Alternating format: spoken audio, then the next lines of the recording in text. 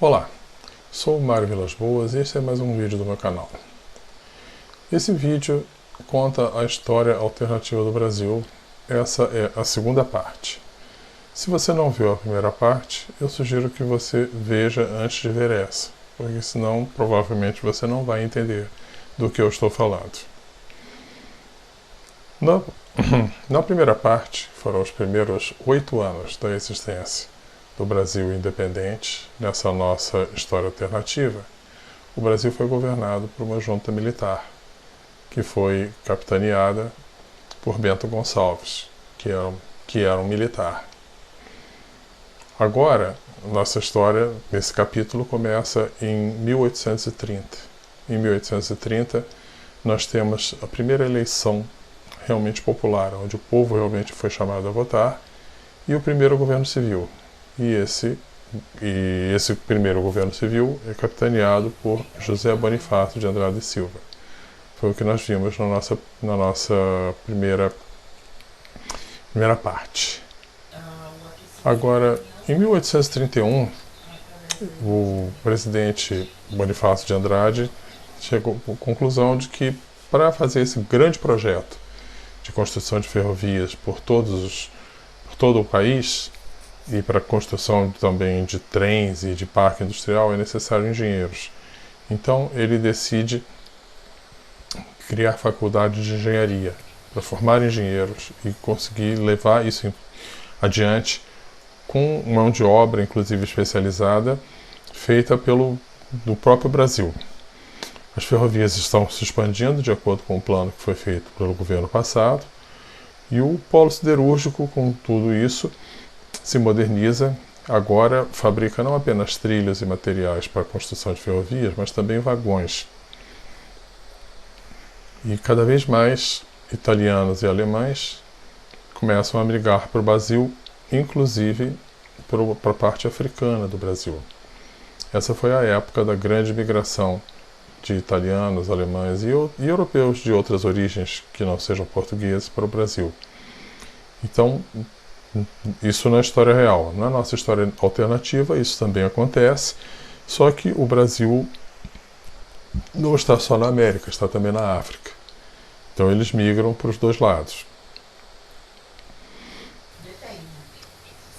E a expansão ferrovias continua se expandindo. São Paulo já está, no ano de 1833, já está ligado ao ramal do Rio de Janeiro, já se pode ir de trem do Rio de Janeiro para São Paulo. Tá? O trecho do ramal sul, que começa em Montevidéu, já chega em Uruguaiana, que fica na divisa entre os estados de Uruguai e Rio Grande do Sul. Agora se está construindo com mais desenvoltura, porque o Brasil absorveu a tecnologia, então consegue construir estradas mais rápido, principalmente em terrenos pouco acidentados. Tá? No Nordeste, o trecho de Salvador até Aracaju já está operacional. E o trecho Luanda até Benguela já está operacional também, isso no lado africano. Tá? Um pedaço da estrada já está operacional também na África. Em 1864 nós temos a expansão industrial, em que o polo industrial vai se modernizando. Agora ele não fabrica só vagões, ele fabrica também locomotivas e máquinas a vapor de uso geral, para ser usado em outros ramos da indústria. Agora os engenhos de açúcar e torrefadores de café começam a usar essas máquinas a vapor que são produzidas no Brasil, e com isso começam a se modernizar e se tornar mais eficientes. As ferrovias e essas novas tecnologias barateiam o açúcar e o café brasileiro, que com isso aumenta muito a exportação brasileira, porque agora ele pode exportar por mais barato, e o Brasil começa a se enriquecer, não apenas com a indústria estrito sensu, mas também com a exportação agrícola, porque com as máquinas industriais se torna mais eficiente a exportação de produtos agrícolas. E Em 1864, ano de eleição, José Bonifácio é reeleito presidente da República. Em 1835 é a guerra que não houve, porque na nossa realidade, em 1835 começou a Guerra dos Farrapos. Só que nessa realidade alternativa, todos os motivos para a Guerra dos Farrapos desapareceram. A Guerra dos Farrapos queria a proclamação da República. Nós já estávamos na República. E o grande líder da Revolução dos Farrapos era Bento Gonçalves, que foi presidente do Brasil já. Então, simplesmente não houve essa guerra. Em 1835 também se descobre ouro em Angola. Os bandeirantes africanos, na sua expansão, descobrem o ouro e com isso começa a atrair muita gente para explorar esse ouro e também diamantes, que também foram descobertos em Angola. Há uma corrida do ouro para Angola e a população, então, da parte africana do Brasil aumenta muito, com gente migrando não apenas da parte americana do Brasil, mas de outras partes do mundo, para tentar explorar o ouro que foi descoberto em Angola. Começa, inclusive, a haver migração de africanos de países vizinhos também para o território brasileiro em Angola. E aí o território de Angola vai aumentando. E como aconteceu no Brasil, eles usam os grandes rios como guias para a interiorização da colonização. E no caso, o grande rio da região é o Rio Congo. Como você está vendo, ele vai seguindo pelo rumo do Rio Congo. Em 1837, vai aumentando a população de Angola, inclusive com migração de italianos e alemães. A ferrovia de Benguela até Cabinda está operacional, todo o trecho de Benguela até Cabinda, que aparece aí no mapa, tá? E inicia a construção da ferrovia de Matadi até Kinshasa. Para isso é preciso de uma explicação para quem não conhece a região. O Rio Congo, ele passa em Matadi e passa em Kinshasa. Mas de Matadi até o oceano, ele é navegável. De Kinshasa para dentro, ele é navegável por milhares de quilômetros. Mais de 1.000 quilômetros de trecho navegável. Mas entre Matadi e Kinshasa, ele não é navegável. Então, é necessário criar uma ferrovia ligando essas duas cidades, porque não dá para ir pelo rio. E aí, com isso, você pode transportar alguma coisa até Matadi, de trem até Kinshasa. De Kinshasa, ele tem mais de 1.000 quilômetros pela frente para percorrer de barco. São descobertos depósitos de ferro e cobre em Lubango, que fica nessa região que está marcada aí no mapa. E aí, com isso,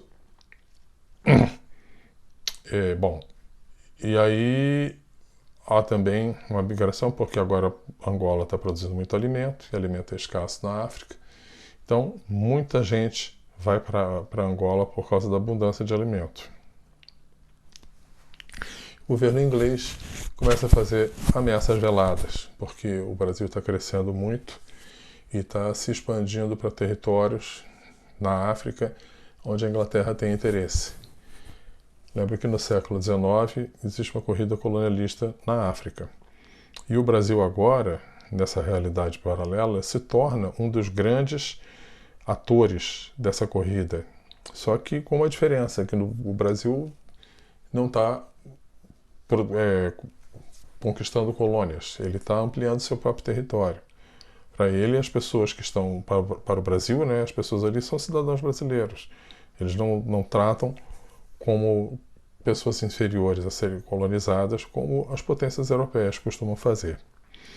Mas como o Brasil se expande para territórios que a Inglaterra considera dela, ele começa a ficar incomodado e começa a fazer ameaças veladas ao Brasil. Em 1837 começa a extração mineral em Angola. Foi criada uma empresa mista entre estados e comerciantes de escravos para produzir ferro e cobre em Angola, já que eles descobriram aquela região próxima de Lubango. Tá? Então é planejada uma expansão da ferrovia para Namibe, que fica um pouco mais ao sul, e um ramal que vai até Lubango para poder exportar os minérios de ferro e de cobre que eles descobriram naquela região. E a ferrovia vai ficar assim. E na América, o ramal de Salvador já vai de Recife no norte até o norte do Espírito Santo. Ele já ultrapassou o objetivo inicial, que era ir até Ilhéus. Ele já passou de Ilhéus, já está entrando no Espírito Santo. Tá? O ramal sul já vai para o sul do Espírito Santo, que é o ramal da capital. Né? Ele vai para o sul do Espírito Santo e já chega até em Curitiba. E o ramal do sul já chegou no seu gol, que é Porto Alegre. Em 1838, dadas as ameaças da Inglaterra, o Brasil resolve se armar. Francisco Lima e Silva é eleito o terceiro presidente do Brasil. Ele, embora tenha sido eleito pelo voto, Francisco Lima e Silva é um militar. Então, como ele é militar, ele resolve fazer um plano de defesa para o Brasil. E começa a ter um investimento pesado em defesa e também estimular a indústria de fabricação de armas no Brasil. A Marinha de Guerra começa a comprar navios a vapor para substituir os veleiros que ela tinha até então. Compra principalmente dos Estados Unidos, que é o parceiro preferencial do Brasil. Tá? As ferrovias continuam se expandindo e aqui em 1938 já temos esse trecho de Kinshasa até Matadi já está operacional. Então agora já consegue levar cargas até Kinshasa. Bom, em 1838 vamos fazer um grande plano de defesa para o Brasil. Aqui nós temos um mapa do Oceano Atlântico e o Brasil tem costa dos dois lados do Oceano Atlântico. Então, aqui temos as bases militares que o Brasil tem. Rio de Janeiro, Salvador, Ilha da Trindade e Luanda. Essas são as bases que já existem. Pelo plano do presidente Lima e Silva, nós vamos construir mais bases militares no Uruguai, quer dizer, em Montevidéu, em Navegantes, Santa Catarina, em Recife, na ilha de Fernando de Noronha, em São Luís do Maranhão e em Belém do Pará. Com isso, o Brasil vai ter um controle bastante efetivo sobre a navegação do Atlântico Sul, com essas bases todas. Mas isso é um projeto bastante ambicioso.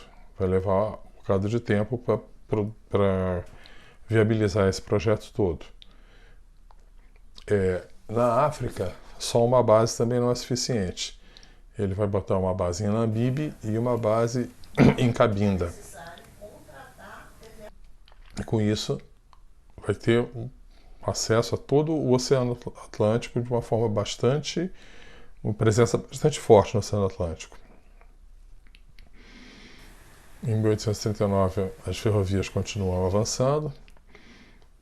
A ferrovia de Angola já chega em Lubango, como nós mostramos aqui.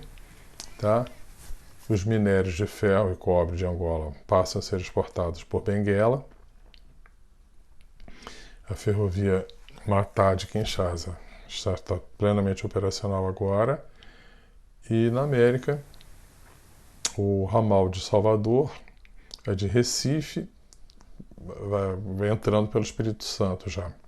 Ramal da capital vai do sul do Espírito Santo, avança na direção de Curitiba já. O ramal do sul já ultrapassou Porto Alegre, já está indo para cima.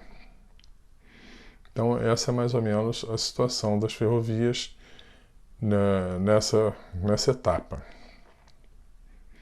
Curitiba, né, nessa época, pertence ao estado de São Paulo.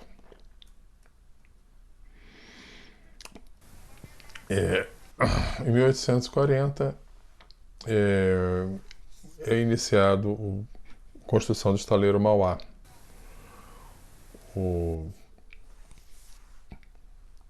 Isso aconteceu também na nossa realidade. Tá? Então ele começa a produzir vapores, esses vapores começam a fazer sucesso, e aí o Irineu Evangelista, que nessa realidade jamais se tornou barão de Mauá, porque ninguém ganhou título de nobreza aqui, consegue convencer o governo a comprar navios de guerra. E aí o governo compra navios de guerra fabricados pelo estaleiro Mauá, e com isso a fortuna dele se expande. Então, o estaleiro Mauá começa a ganhar muito dinheiro com construção de navio, entre outras coisas por causa de uma demanda muito grande de navios de guerra que agora passam a ser comprados do Brasil e não mais dos Estados Unidos. Em 1841, o Brasil se expande mais em Angola, os bandeirantes africanos expandem pelos rios Congo no norte e rio Zambésia no sul. A ferrovia agora chega na cidade de Namibe, no sul de Angola, que fica mais ou menos com essa cara. Tá? Ele se expandindo pelo rio Congo no norte, se expandindo pelo rio Zambésia no sul. E já está chegando próximo de Moçambique. O grupo Mauá moderniza o porto de Namibe para poder receber o minério e exportar o minério lá. E o grupo Mauá começa a crescer e começa a ter interesses em Angola.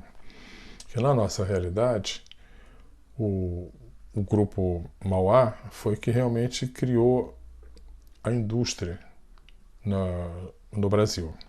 Mas na nossa realidade paralela, a indústria nasceu no polo siderúrgico. E o grupo Mauá ele foi pioneiro na construção naval, mas não na metalurgia pesada de precisão, porque isso já existia no polo metalúrgico.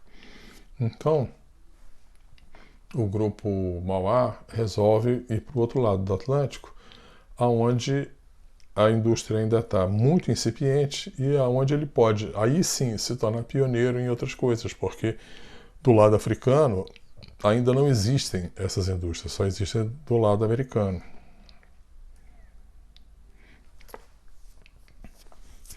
A Inglaterra e a França também agora em atrito com o Brasil, preocupadas com a expansão muito rápida e territórios que eles têm interesse também.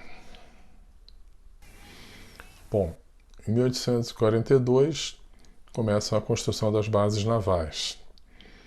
Essas são as bases que são planejadas e aí são produzidas a base de Belém e a base de Fernando de Noronha, e uma também no Uruguai. Mas não dá para fazer tudo de uma vez, então terminamos por aqui. E com isso o Brasil fica com o domínio sobre o Atlântico Sul. E o presidente Leme Silva acaba por ser reeleito. Forte comércio transoceano faz a fortuna do grupo Mauá. A Inglaterra está cada vez mais incomodada, cada vez fazendo mais ameaças veladas contra o Brasil. E o Brasil continua seguindo no caminho da expansão. Em 1843 é criada a Companhia de Navegação do Congo. O grupo Mauá faz um estaleiro em Matadi, mas usa a estrada de ferro para Kinshasa para transportar alguns navios que são transportados em vagões especialmente adaptados para isso, para o Rio Congo. Esses navios têm mais ou menos tamanho de 2 vagões de trem. E tem um vagão especialmente adaptado para transportar esse navio, que é produzido no estaleiro de Matadi e é transportado para Kinshasa e com isso para o Rio Congo. E com isso começa a navegar o Rio Congo e isso viabiliza a ocupação de todo o Vale do Congo. Um pedaço da margem norte do Congo pertence à França. E há o comércio internacional também, dos dois lados do Rio Congo, sempre usando os navios produzidos pelos estaleiros de Matadi e transportados para o Rio Congo. O ramal ferroviário cresce e conecta o ramal de Salvador com o ramal da capital. E o ramal do sul chega na Serra Gaúcha, na cidade de Bento Gonçalves. E assim fica mais ou menos a malha ferroviária do Brasil.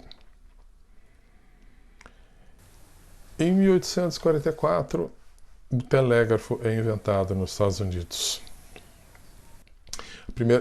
Na verdade a invenção é um pouco mais cedo, mas em 1844, nos Estados Unidos é construída a primeira linha comercial de telégrafo. E dada a proximidade política muito grande do Brasil com os Estados Unidos, o Brasil resolve trazer imediatamente o telégrafo para o Brasil e começar a instalar no Brasil. E o Rio Congo começa a se desenvolver muito, o Vale do Congo, com a companhia de navegação que está ali instalada pelo Grupo Mauá. Em 1845, a primeira linha de telégrafo é implementada. Vai da capital até o Parque Siderúrgico. E é uma linha de teste para verificar se a coisa funciona. E com é verificado que funciona muito bem, foi decidido que isso vai ser expandido para todo o Brasil. E agora, grande prioridade é instalar linhas de telégrafo onde existem as linhas de trem. A expansão ferroviária também faz parte, mas telégrafo entra também como uma grande prioridade aí agora. E os estados começam a construir ferrovias estaduais com apoio do governo federal. O estado de São Paulo conecta a cidade de São Paulo ao Porto de Santos. O estado de Minas Gerais, que nessa realidade paralela é o estado mais poderoso, constrói várias linhas de trem, uma ligando a cidade de Pirapora, conectando a hidrovia do Rio São Francisco, outra para o sul, a região cafeeira, e outra para a região de Uberaba, onde tem grande criação de gado para poder escoar a produção desses locais.